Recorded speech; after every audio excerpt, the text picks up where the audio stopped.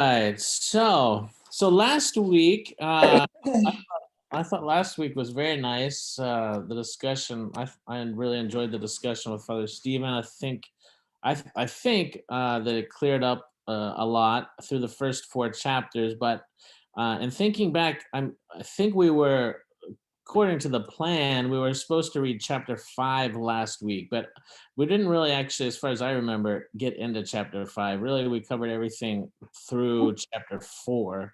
So I don't know. Where's everyone in their reading? Did y'all read chapter 6 for this week or no? I Yes. didn't. Yeah. Yes. I think I was reviewing both of those, 5 and 6 today. I think 5 is we really haven't discussed it at all, and it's kind of important. So I think we should probably go over 5 and see how far we get. Maybe we'll get into chapter 6. But if you remember back to chapter 5, this is the one on the saints in glory, chapter 5, page 119. So the saints in glory. All right, so the first line on 119.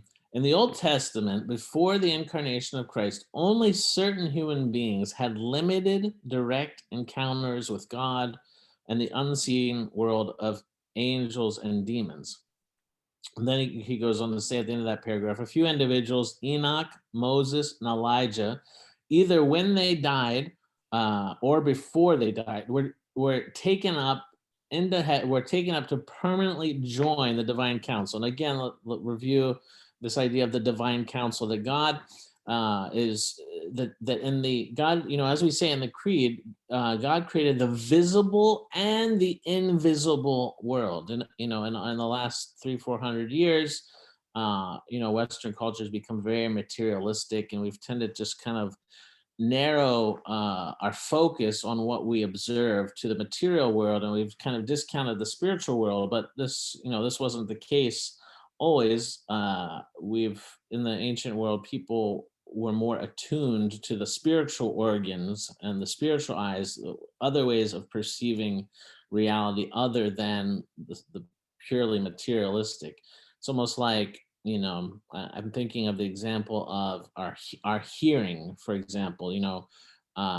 If you blow a dog whistle, a human can't hear it, but it does make a sound that the dogs hear, but we simply aren't tuned in to that frequency. So it's something similar, I would say, with the spiritual world, that our ancestors in the pre-modern world were more attuned to the spiritual world, whereas we've kind of shut off that organ, turned off that part of our senses, and rely completely on the material physical senses. So this idea of the divine council is that God is surrounded by a countless number of divine beings and angels, angelic beings who serve him and worship him continually.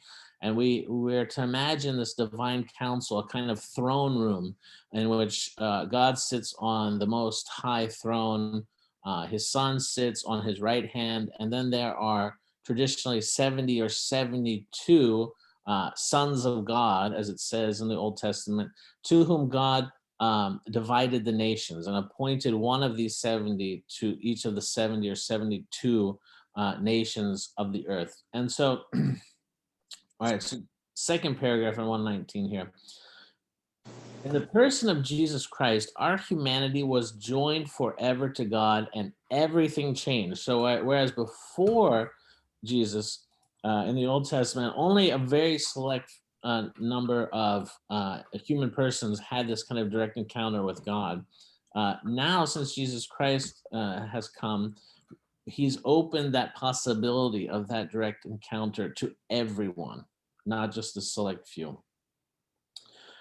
All right, so now turn the page. Feel free to jump in if you have a question or don't understand something. So if we turn to 120, the section called Humans in the Divine Council, it tells us there that what typically happened in these encounters between God and man in the Old Testament was that the human person was brought into a gathering of the divine council. And we see this especially in Isaiah. As Isaiah chapter 6, the prophet Isaiah is brought up into the divine council, into this throne room, and he sees the Lord enthroned high and lifted up. He sees the angels offering him constant worship. And he participates in, or rather, he's there when this divine deliberation takes place. That's recorded to us for us in First Kings, and God says to his divine council, "Whom shall I send, and who will go for us?" So he offers this question as like a deliberative question. The question is posed to the council as to who will go and persuade Ahab, and in that case, a spirit volunteered to go. But in this case, Isaiah volunteered. So Isaiah, this human brought into the divine council, hearing these deliberations, he's participating there in the spirit. And Isaiah volunteered to bring the message of judgment to Israel. So what normally maybe an angelic being would do, a human person is allowed to play this role. So Isaiah is kind of brought into this divine council. All right, going on to 121. So then he goes on and talks about Moses also. Moses' encounters with God on Sinai, in which he received the law, are also conceived in these same terms, that the throne room of God, the divine council, was often placed, at least in the imagination, on the top of a mountain. And so there on the top of Sinai, Moses kind of enters also into this throne room of God, where he is privy to the deliberations of the divine council. And he makes a point here, a good one, about how throughout the New Testament, universally in the New Testament, they reflect the belief of Second Temple Judaism that the law was delivered by angels to Moses. So not directly from God to Moses, but by angels. What does that mean? It means that the angels were there in the divine council, and that it was through them that Moses received the law. It was through, because this idea of speaking directly with God, they didn't want to give the image that it was just God, but rather that it was this entire council. All right, and so then it says that, so we're imagining this divine throne room where the divine council meets with God, of course, presiding, and that this becomes the image. So since Moses enters into this space to receive the law, when Moses comes down, he also receives instructions to recreate what he saw on top of the mountain, the throne room, with these detailed, I mean, if you read the Old Testament, the detailed instructions for the construction of the tabernacle, almost nothing is left to chance. I mean, very precise details in order to reconstruct what he saw up in the divine council. So the tabernacle that they construct is meant to be, it's kind of like this downloaded version of heaven on earth. And then of course the mobile tabernacle that the Israelites travel with in the wilderness eventually is kind of converted to the temple, the first temple in Jerusalem, which also shares many of the same characteristics. So again, it's meant to be this space where the divine council can take place. All right, and he says here near the bottom of 121, the place of worship, so meaning the tabernacle, the temple, and the shape of worship, how the worship goes, are then earthly icons of the divine assembly into which human persons enter and worship. So what the Israelites were doing when they entered into the tabernacle to worship, or into the temple, or when we as Christians enter into the Christian temple, which is really the proper word for our churches, it's not just some space where we gather, which is kind of what it's devolved to now in modern times. It's a warehouse with 4 white walls where we gather to hear some sermon or lecture. But that's not the case here in the mind of the early church. That this was actually, you're actually entering into a space that was an icon, a reflection of God's throne room, and that we were entering, like Isaiah, as human persons into the divine council. And that's what's still happening now when we worship, when we gather in the church for worship. All right, so I turn to 124 to conclude that section. And here he's saying, he's talking here about this, again, about Moses, Enoch, and Elijah, these Old Testament figures who were taken up into the divine council. And Elijah and Enoch were taken up alive. Moses actually died, it says. But here he says, because Moses had repented of his sin and led a life that pleased God, his body was not subject to the devil's authority. As we are told in Jude 1:9, so this is the epistle of Jude in the New Testament, the archangel Michael came and contested Satan's claim to Moses's body. So Satan had no hold over it because there was no sin in it. And then he goes on to say the same thing at the bottom there. As with Moses, Satan had no claim on the body of Christ's mother because of her sinlessness. And so tradition tells us that when the apostles returned to her tomb after her burial, her body was likewise, like Moses, not found. All right, so that's that little subsection on this idea of human beings being able to participate in the divine council. I think I see Jackie doing some calisthenics over there. Do it. How's that? Yeah, I was going to ask you, which sin did Moses do? I mean, kill an Egyptian or not be happy with the promised land, or what? Well, I think if I remember, it was that he grew angry and got frustrated with the people, and I think, is that when he struck the rock without He struck the rock instead of speaking. Yeah. So Yeah. because of his anger and frustration, he was basically frustrated. He was frustrated with the people of Israel, but he was, in a way, he was frustrated with God, kind of like, I can't believe you gave me these, stone-hearted, stiff-necked people. And so he takes out his anger by striking the rock without it being blessed, without God telling him to. And it's for this is his sin, that God says, for this reason, you won't enter into the promised land, but you'll only be able to see it on this kind of mountain looking over. But he's saying then that Moses repented of the sin before his death. All right. So can you hear my dog? Yeah, yes. What kind of dog is it? Black Lab from Alexa. It sounds like a big dog. Oh gosh, that sounds like he strangled him.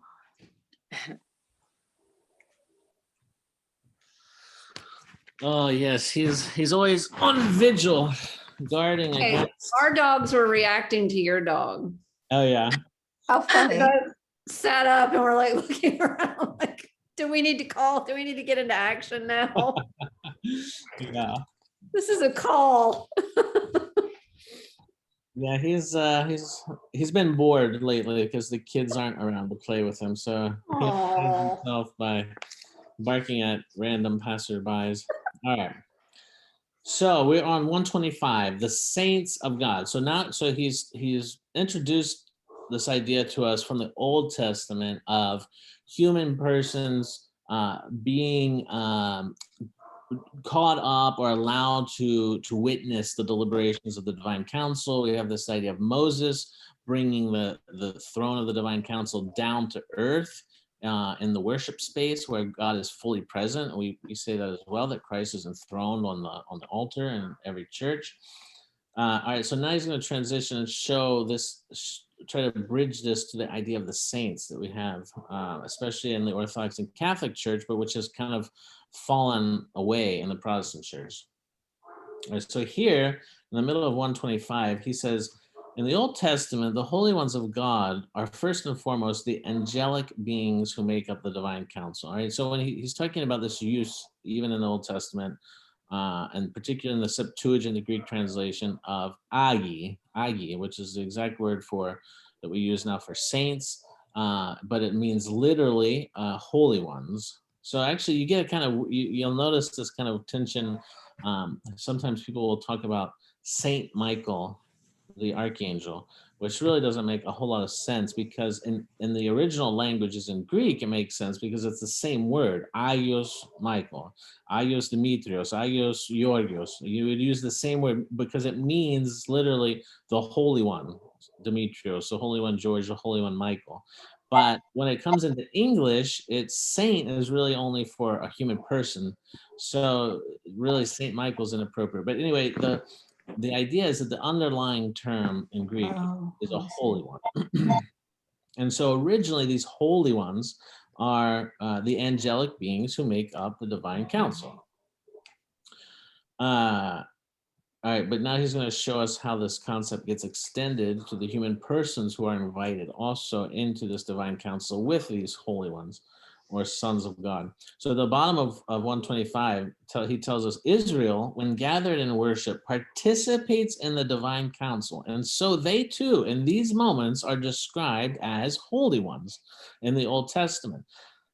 So it's when they're gathered in that tabernacle or the temple, which is this reflection of the divine council of God, and that God is present there with them as well. They are now participating like the prophets of old in this divine council. So that's true for us too, that we are participating when we're gathered together in worship. We are participating in this divine council of God. The saints on the walls are these, we're surrounded by so great a crowd of witnesses. The angels are filling the space. If only we had the eyes to see it. God is enthroned on the altar. This is what's happening. We're in the throne room of God. And so this kind of, if we really understand this, it transforms how it should transform how we behave in church. So when we come into church now, it makes more sense that in the Orthodox tradition, for example, there are no pews, because if you entered into the throne room of God, would your first reaction be, whew, let me take a load off and, kick up my legs, put my feet up for a little bit, put my arm on the back of the pew there. Oh, cross my legs, get comfy, right? Because you're in the presence of God Almighty, who made everything, right? And who rules everything. So you can then understand why in the ancient church, that would not be no one would even think of something like that, right? You're standing at attention lest the king, desire something from you. You're ready to worship him. But in modernity, all of this has kind of gone away, and everything is the Christian worship has just been like a lecture series. And so it makes sense then that since you're not really like actually worshiping God, that's all symbolic mumbo jumbo. Really, you just want to have a good lecture to listen to, right? So of course you want to sit down and get comfortable, because you need your brain to be able to relax and input all this information. But I mean, if we have the ancient understanding, then we understand why the Orthodox Church has the traditions it does. All right, so on 126 here, he's going over the Old Testament references to these holy ones, and he pulls from Deuteronomy 33. The holy ones of God are here depicted as flaming fire, which is also in Psalm 104, 103. He makes his angel spirits, his ministers, flaming fire. So in other words, that his earthly ministers are kind of assume a role that the angels have, and that they're this flaming fire. The God makes them a flaming fire to serve him. And then bottom of 126, he's talking about the epistle to the Hebrews, and he says the Hebrews tells us it was not to angels that God subjected the world to come. So this stands in contrast to the previous age of the Old Covenant, in which the nations had been given over to angelic dominion. So that now all of a sudden that line from Hebrews makes a ton of sense, because the author, St. Paul, is saying, unlike the past, when these angelic beings were assigned to govern the nations, in the world to come, in the future, God is not going to subject the world to come to angels like he did last time. And then the section concludes, top of 127. In Christ, human persons become partakers of the divine nature beyond any of the ranks of angels, and come to be rightly numbered among the holy ones. So at least this potential exists in Christ. All right, so now we go to the governance of creation. Hi, Angela. Everyone following me?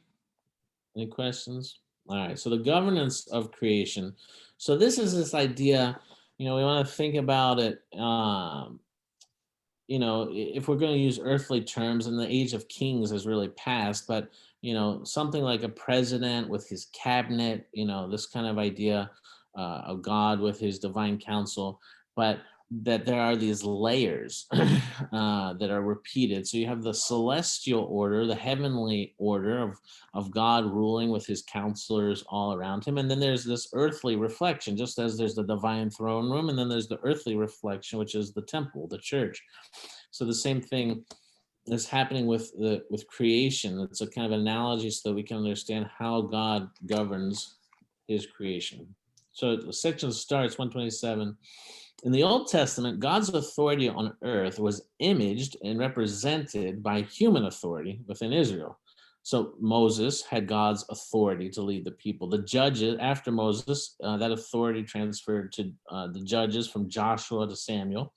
And then the king represented the rule of God over his people. And then the institution of the 70 elders in Israel equaled in number the angelic beings of the divine council who had been assigned to rule over the nation. So again, you see this reflection.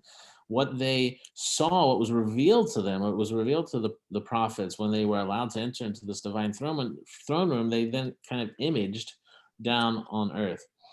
And so once the king, with David, the king was established, and David and his line represented the rule of God in a preliminary and provisional way, looking forward to the time when Christ would come. And so he makes a really interesting point here at the bottom, 127, that Samuel's prophecy in 2 Samuel 7:16, that David's house and the kingdom will be forever, is transformed in First Chronicles to the promise that David's descendant will live in God's house and that God's kingdom will be forever.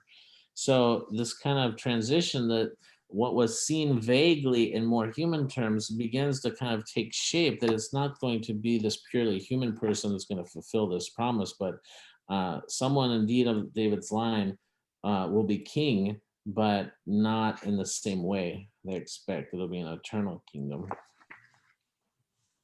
And then, all right, turn to 128. At the top there, 128, he says, Christ has reclaimed authority over all the nations through the defeat of the fallen spiritual powers who had controlled them. This comes to us from Colossians. So if you remember this idea that God had assigned the 72 nations, one angelic being to each, but that these angelic beings had begun to accept the worship of the people of these nations instead of God, and so thus they had fallen.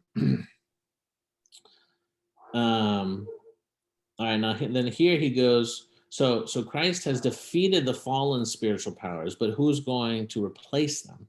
And then here, this is where this idea of the saints comes. He says, the promises of the scriptures regarding Christ's saints or holy ones are not merely promises of passive rest, but promises of participation in the rule and reign of Christ. So they actually come to replace these angelic beings and are given positions of authority or governance in God's name, just as in place of the angels.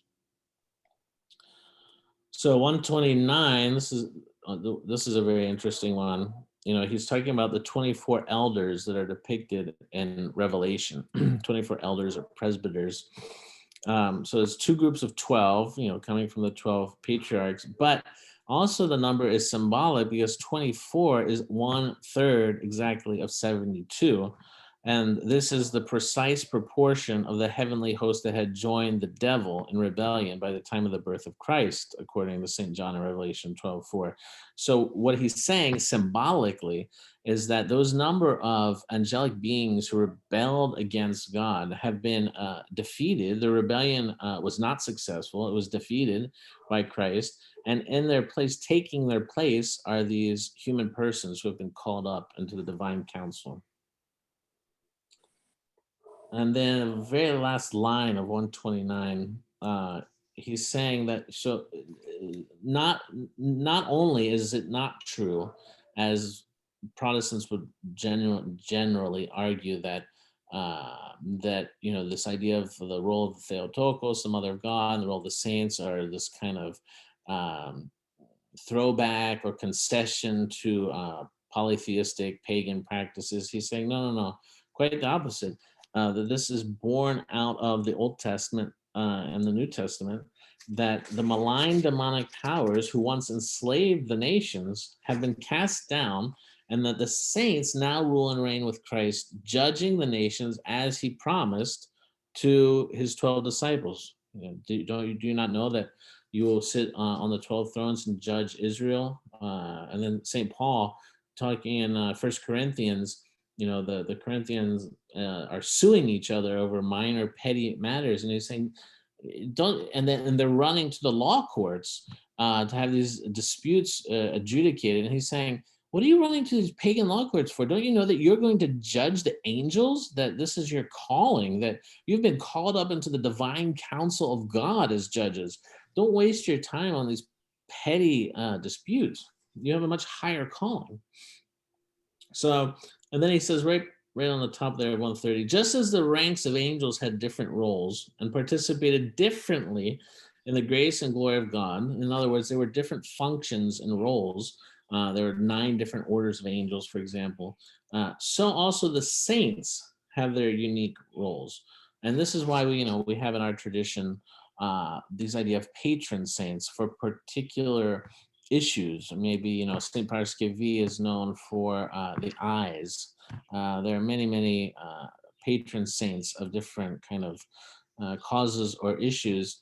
But in this model, they're being given their kind of portfolio as the minister or a secretary in the cabinet of God, is that they are given a kind of governance in God's name over some particular area, just as the sons of God, the angelic beings, were given governance over the various nations. So the saints now have share in Christ's reign by kind of governing or interceding for particular issues. I have a question from Yeah. that. I think I've heard that in traditionally Orthodox parts of the world, like a city or a region would have a patron saint. Absolutely. And so would that be sort of like the saints maybe taking the position of the fallen spiritual beings that led astray? Absolutely, yeah. And I think he makes that point in a footnote in this chapter. He's talking about Thessaloniki, my spiritual hometown, that Thessaloniki was in pre-Christian times dedicated to Aphrodite, but once it's Christianized, it's put under the patronage of Saint Demetrios. And now modern Protestant critics would say, well, this is just obviously the paganization of Christianity. But what he's arguing here in this book is no, that's not what was happening. It was a natural outflow of this thinking from the Old Testament. And so that Saint Demetrios, and still in Greece, like Volos, I was in Volos for 4 years. They're the patron of Saint of Volos is Saint Nicholas. And so, and each part of Greece, each region or city has its own patron saint. And in fact, really, like, if you go to a village and there's one church, there's the church of the village, and it's dedicated to, say, St. George. Not only is the church dedicated to St. George, the village is dedicated to St. George. And that's reflected in the fact that the church is named after St. George. Does that make sense? So that's why in Greece, a lot of times you actually will have the name of the village is Agios Demetrios. It's the same as the name of the church, because the concept really is that that whole village or city or geographical specific location is dedicated and under the patronage of that saint.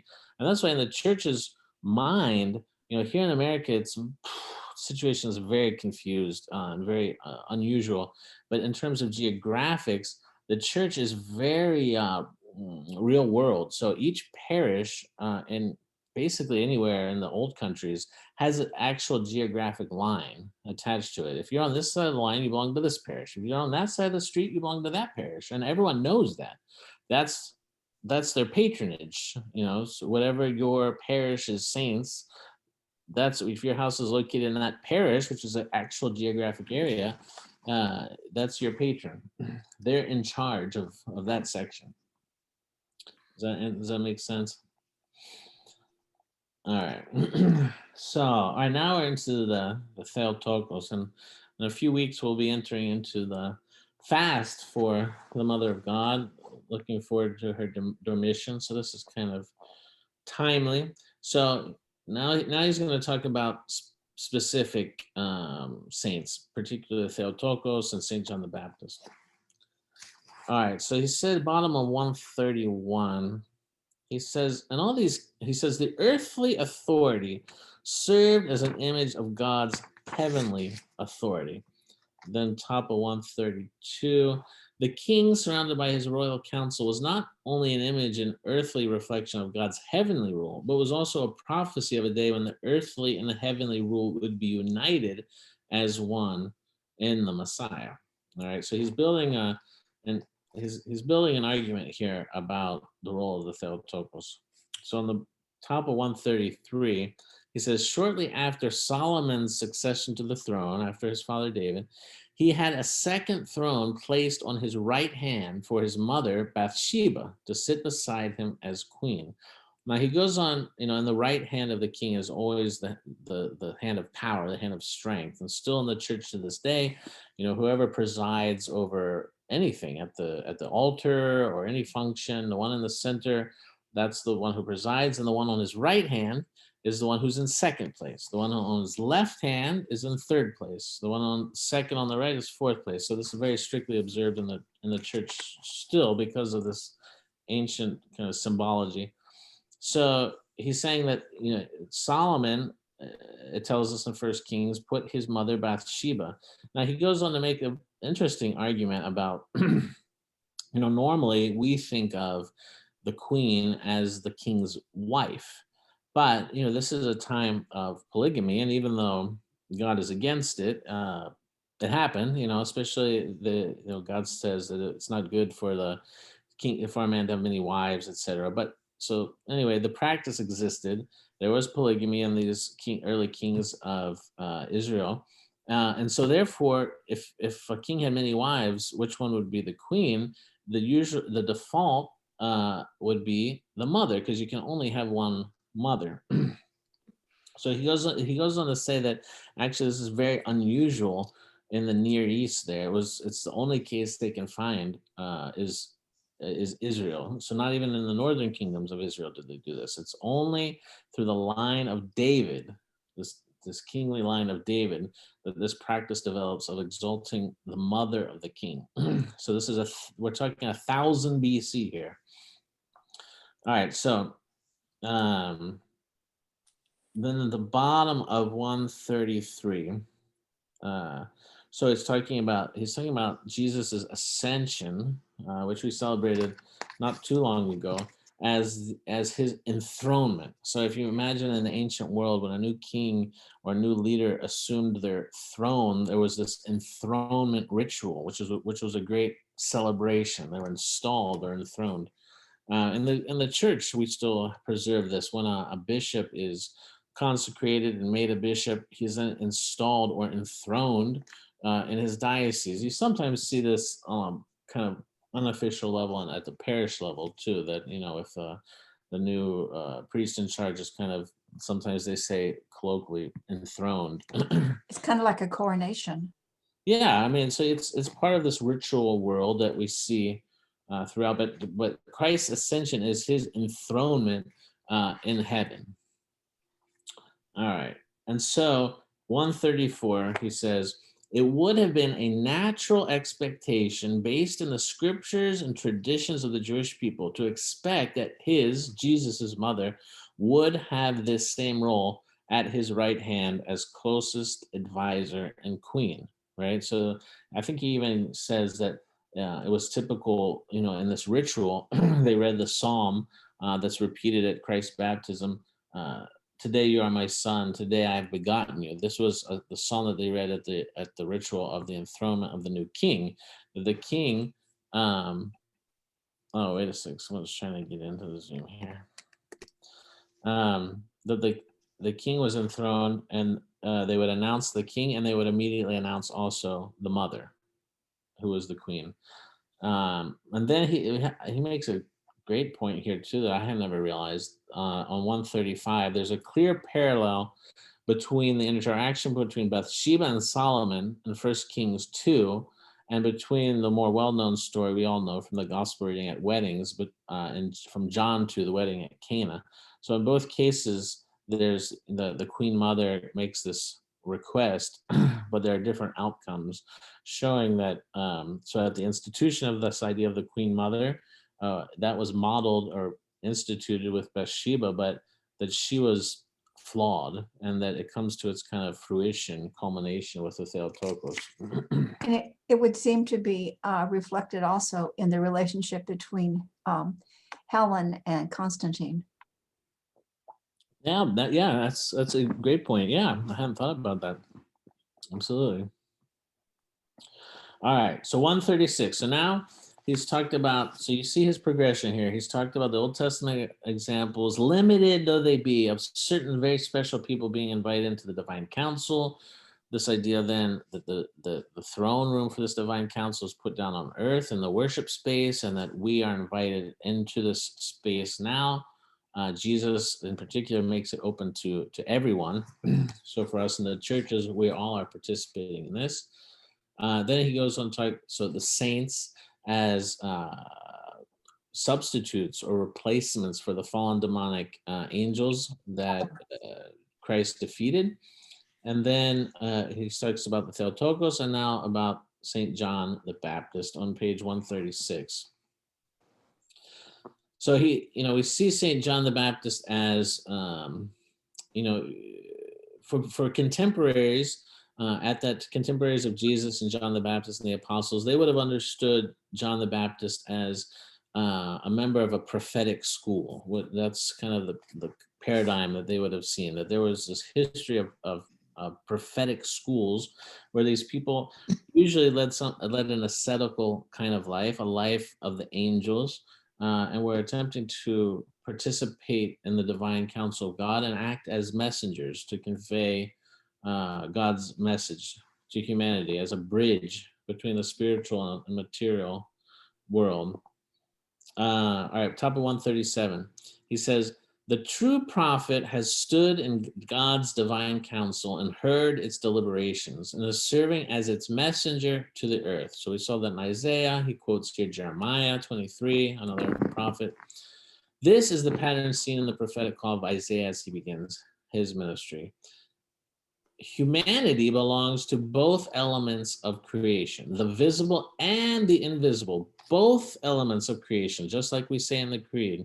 He created all things visible and invisible. We as moderns ignore the invisible, but it doesn't mean it wasn't created by God and that it exists. So humanity belongs to both elements of creation and was created. We human beings were created to inhabit and integrate both these realms before sin obscured humanity's ability to perceive the spiritual realm. So this is what we talk about in the Orthodox tradition about the spiritual eye, or the nous, this kind of organ that we have. Just like we have an organ, an eye to see material things, we have an organ of taste, of hearing, etc. We also believe that we have this organ for spiritual sense, a kind of spiritual eye to see these invisible realities. Now, the fact is that our culture has basically taught us to let that organ atrophy. We don't learn how to use this organ anymore, to see with it. We don't learn how to keep it clean so that we can use it properly, etc. But it still exists. It's almost a vestigial remain at this point, like an appendix, that if we knew it existed, we would say, what's this for? But actually, there's an interesting, I guess there's been some studies about the appendix in the last couple of years. And there was, a generation when I was growing up where they would just take out the appendix, take it out, get it out of there. Now they've realized that, oh, whoops, we thought that its function had it no longer had any function, but it turns out it does have some function that they weren't aware of. I forget exactly what the details were, what it does, but anyway, so it's the same thing with this kind of spiritual perception of the spiritual realm.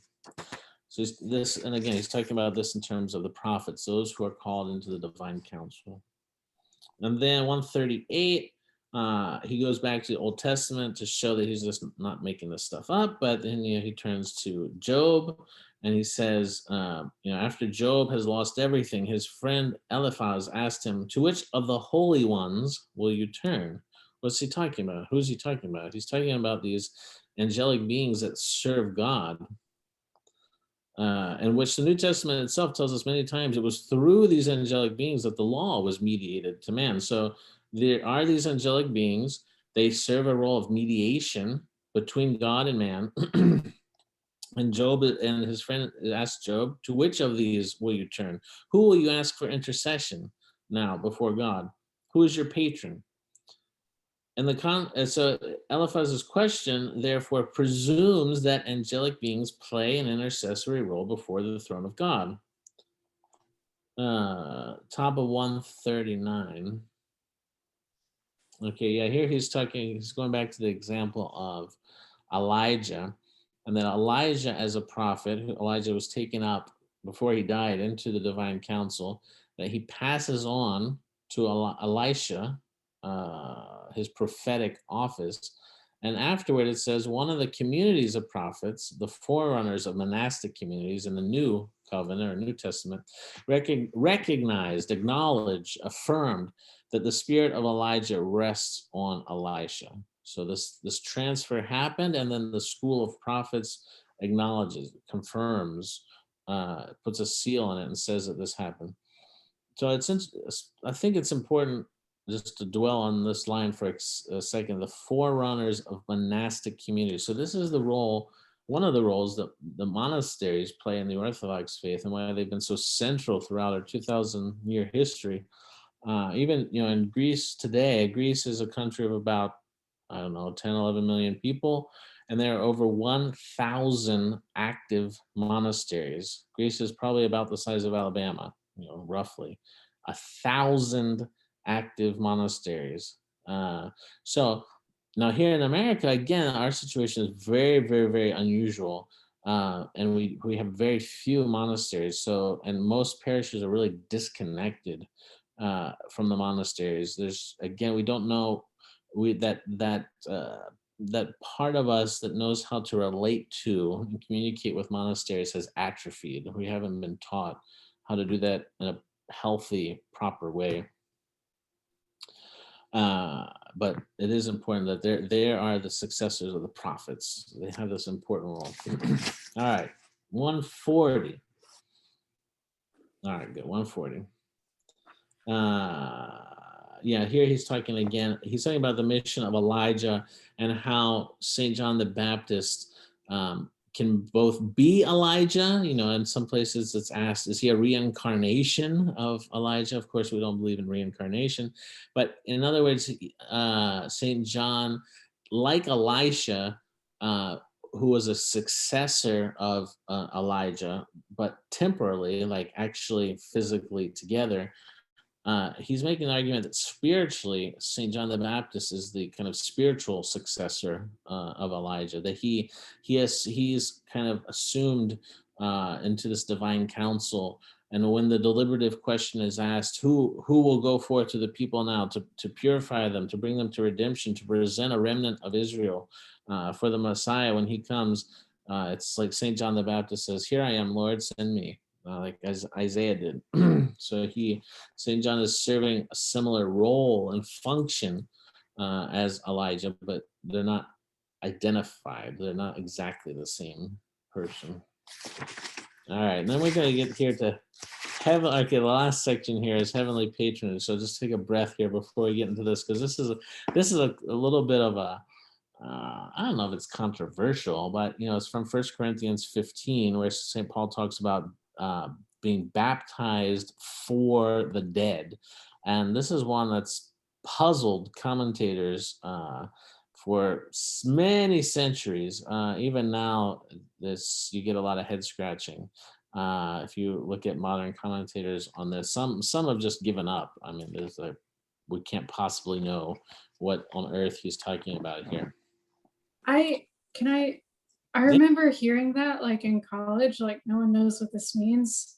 And so before I was Orthodox, at least the way I understood it in terms of the, like, 1 Corinthians 15 is if Christ isn't raised from the dead, like, we're all screwed. Like, none of this matters. Yeah. And so I think I understood it at that point in a bit of like, baptized for the dead, like if Christ is dead and not raised, it doesn't matter to be baptized in his name. Like that it's not effectual if Christ isn't raised. Baptism So is the not name effectual. being the name of But Christ. Right. it does make more sense with this now. Yeah. Yeah. All right, so let's go over this for those who maybe didn't have a chance to read it or got lost, because it's a little bit confusing. So he's talking about the section here on 141 is heavenly patronage. And so he goes to 1 Corinthians 15:29, where St. Paul talks about those who are baptized for the dead. And the way St. Paul talks about it is in a very kind of offhand way, or a way that just assumes everyone knows what he's talking about, right? Or being baptized for the dead. So we think that this letter was written not later than 57 AD. So, you're only, I don't know, 25 years out from Pentecost. You're only 25 years out from Christ's resurrection from the dead. So, and he's talking about this practice, which he assumes everyone knows what he's talking about baptized for the dead. All right, so let's turn to 142, bottom of 142, that last paragraph. Baptism for St. Paul is not merely an action that conveys certain benefits on an individual who receives it. Rather, baptism creates a series of relationships into which the recipient is brought by the action of baptism. So, for example, the apostle can speak of those who passed through the Red Sea, meaning the Israelites who left at the first Passover, as having been baptized into Moses. Okay? And then he says this in the same letter, 1 Corinthians 5 chapters earlier. Being baptized into Moses in the cloud and the sea, the Holy Spirit and water brought them into a relationship with Yahweh, the God of Israel. And that relationship was mediated through Moses and through the covenant that was given through him. So when it says baptized into Moses, baptized into a relationship with God that is mediated by Moses. So likewise, St. Paul talks about those who have received Christian baptism as those who have been baptized into Christ and so have put on Christ. So he says there in the middle of 143, he says, baptism does not necessarily entail salvation, but what it's trying to do is the key to bottom of 143, the key to understanding the identity of the dead in the first half of 1529. Okay, yeah, here he goes into a little bit of a linguistic personally where that's obscured by the English translation. And he makes a good point. I mean, I personally wouldn't say this is like a slam dunk argument, but it makes sense of a very, very confusing passage. So on 144, he says, the most reasonable understanding of this passage, the most reasonable understanding is that these are people who are being baptized in the name of these deceased Christians. All right, so meaning that in the first 25 years after Pentecost, you have already, we know, people are being martyred. And just earlier, I believe it's in the same chapter 15, St. Paul is talking about all the apostles who witnessed the resurrection of Christ, because he really wants to affirm the physicality, the reality of this resurrection of Christ. And then he says, even the 500 to whom he appeared in the 40 days before his ascension. And they says, but some of these have died because 25 years have passed. Some have died of natural causes. Some, like James, the brother of the Lord, some of the apostles were martyred. And so what he's saying is that those who died nobly, the martyrs, it's the apostles, etc., that these new Christians were being baptized in their name. In other words, they were being baptized into Christ, but under the heavenly patronage of these saints.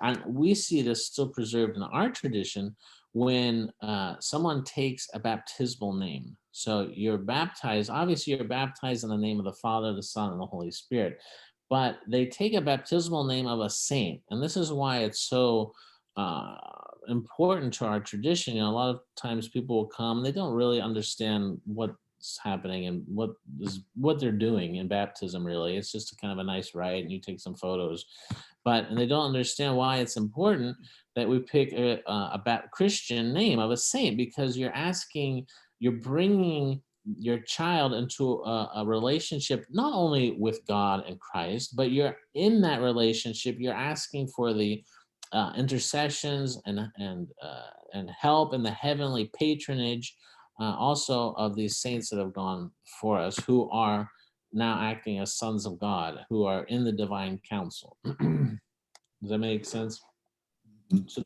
So we still then, you know, when I took the name Gregory for Saint Gregory the theologian, and why I celebrate that, why we as Orthodox celebrate our name days, because that's my heavenly patron. Now, I have a special relationship with him. So when converts come into the faith, we ask them, you know, what name would you like to be chrismated with? And you know, we encourage them, you know, some saint that you've developed a relationship with. Father Micah, I think, is always talking about this. He's always trying to encourage people to develop relationships with saints, because they're not dead. God is the God of the living. They're not dead. So, all right. So that's what Father Stephen suggests is happening with this in 1 Corinthians 15, and that this is the idea of a heavenly patronage. And the argument then goes, 145, if the dead are not raised, then no such relationship with a patron saint could exist. This is the argument Paul's making there, that if Christ really wasn't resurrected, then, you know, what's the point of being baptized into him? And then further on, if the dead are not raised with him, then what's the point of taking their name in baptism and asking for their heavenly patronage? That's what he's asking. All right, then finally, page 146, last page of chapter 5. He's kind of summing up here. He says that the destiny of humanity is that those who are sons of the resurrection will be equal to the angels and sons of God. And he's quoting Christ here as recorded by St. Luke, that we are to be equal to the angels and sons of God, we who are the sons or children of the resurrection. And that the final line, through the salvation found in Jesus Christ, human beings are brought into God's divine counsel and given by grace, not by nature, a share in his rule over creation. So we went through 5. Might as well, I'd say let's keep 6 is a really good chapter. So I don't want to skip over that. I would say let's maybe do 6 next time. Is it a kind of short chapter though? Maybe we could. It is, but I think it's worth it to spend some time on to not to pack 2 in. Oh yeah, because then the next chapter 7 is atonement. Ooh. Woo, that's a good one. And Father Gregory, chapter 6 begins with the sentence, today we tend to envision being in opposition to nothingness. When we say something exists, we mean... So he's talking about a new definition of like what we should mean when we say existence. So yeah. So we'll probably need a little bit. It's a little bit heady. Yeah. I mean, I think he makes a great point. Obviously, he's summarizing very complex ideas and kind of bringing them down to earth. But I think he does a good job in it. He's talking about, you know, the ontological turn that happens under the influence of Greek philosophy. Really, the kind of ontology, the idea of what is being and becoming, is quite different than the Hebrew conception. They don't really think in those Greek terms. For them, you know, being is order, and non-being is chaos, which I kind of tend to agree with. That's my. I mean, I think that's actually the church has both. has both these concepts. But I mean, definitely in the church, I would say, the idea is that order is from God, and that and we see this reflected in St. Paul many times. He's outraged, and his mind is blown by the disorder in the churches, particularly in Corinth. You can't have this. It can't possibly be an assembly of God when there's such disorder. That's non-being. That's evil. So the church has to be a place of order and everything done decently and in order. St. Paul says. So that's why I like everything just so. I'm right there with you, Father Gregory. Disorder is chaos. Disorder is non-being. All right, so we'll talk about that next time. But actually, yes, Denise just reminded me. So next week I will be at camp with the kids at summer camp. So we'll meet again in 2 weeks to go over chapter 6. So we're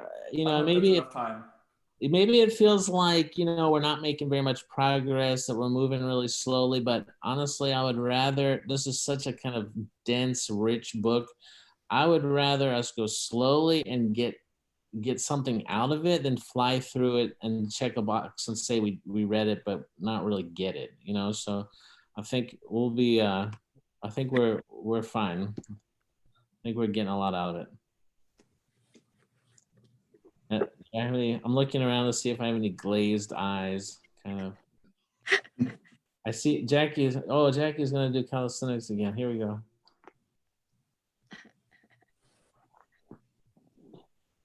There I am. There you go. Okay. Last time when in the chat, in our silent chat, how we communicated with each other, someone wondered aloud or wondered in their chat writing if there could be a new set of Nephilim, is that the word, giants today? Right.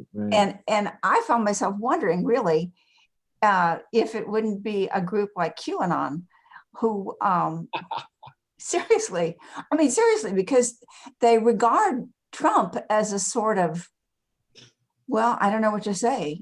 I'm not touching that one. Yeah. Leave that one alone. But they do. I mean, they do, as far as I know. I mean, from what I've read. That's in light of what we just read today in this chapter. You can, all the arguments that he was making now could kind of be flipped.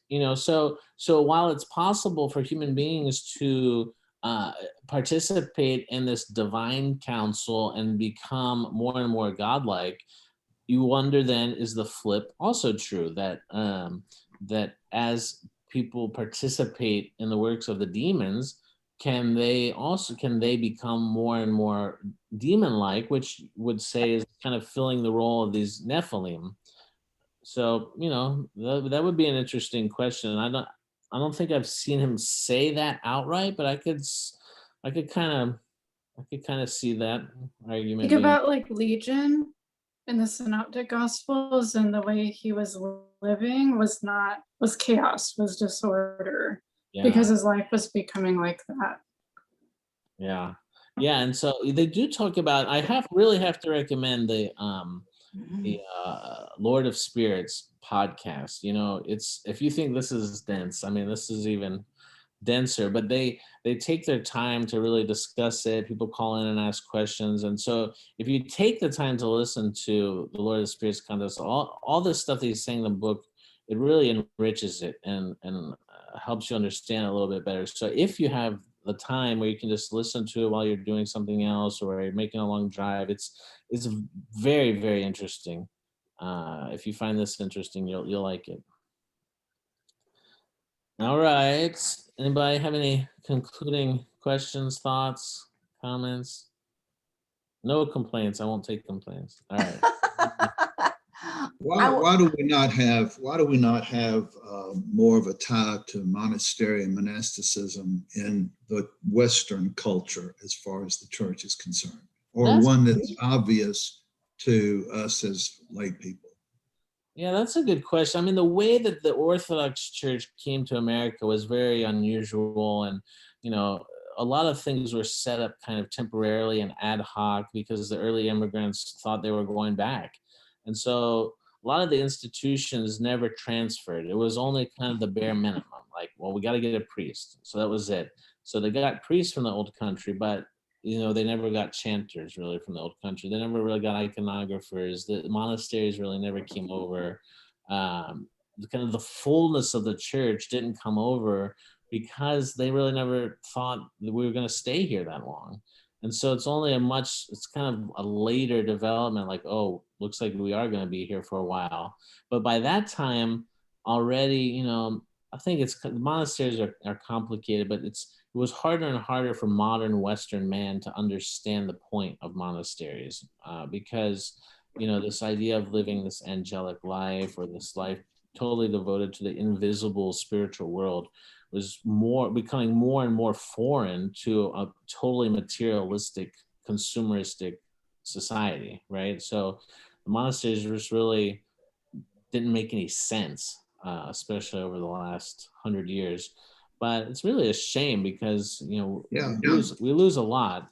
But the key is there's also a danger. Sometimes the relationship with the monasteries, because it's so different, I think it can be misunderstood. So we tend to cycle between two extremes.